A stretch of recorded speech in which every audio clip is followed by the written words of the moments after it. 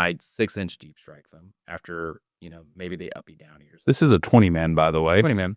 And then I can 6-inch move into my opponent with 20 models that are -1 hit, -1 wound. If I have one more CP, I can 4-up invuln. And I can just tell you to skip your movement phase. Yeah, just more or less skip your entire turn. Reactive moving sniper bow go. Yeah. They go hard. They go so hard.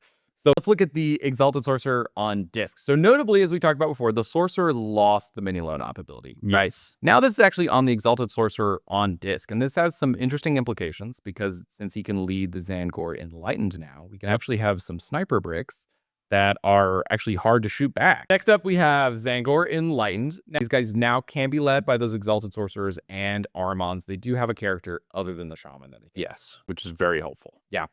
It's going to be the most helpful, I think, with the bow set of. Oh, yes. The bow goats picked up some pretty big upgrades. They go hard. They go so hard.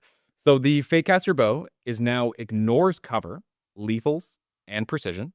And we're still range 30, still 2 attacks, still hit on 4s, strength 5, AP 2 now for 2. Wild. This is a very, very good profile when you stack it with all the other buffs we have. So are you telling me that I can have a 18-inch lone op, 6-man goat unit led by a character that could slow a unit if needed and shoot out and kill an entire Space Marine unit from 30 inches away? And, snipe out those characters. Yeah.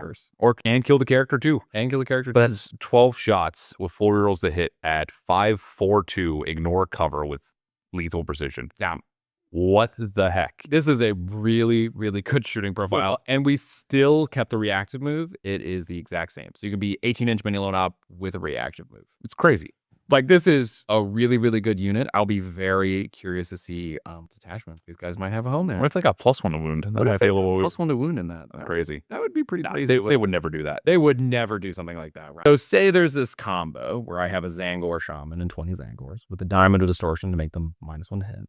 And then I can take a Ritual Sacrifice to make them -1 to wound. And then I'd 6-inch deep strike them after, maybe they uppy downy or something. This is a 20-man, by the way. 20-man.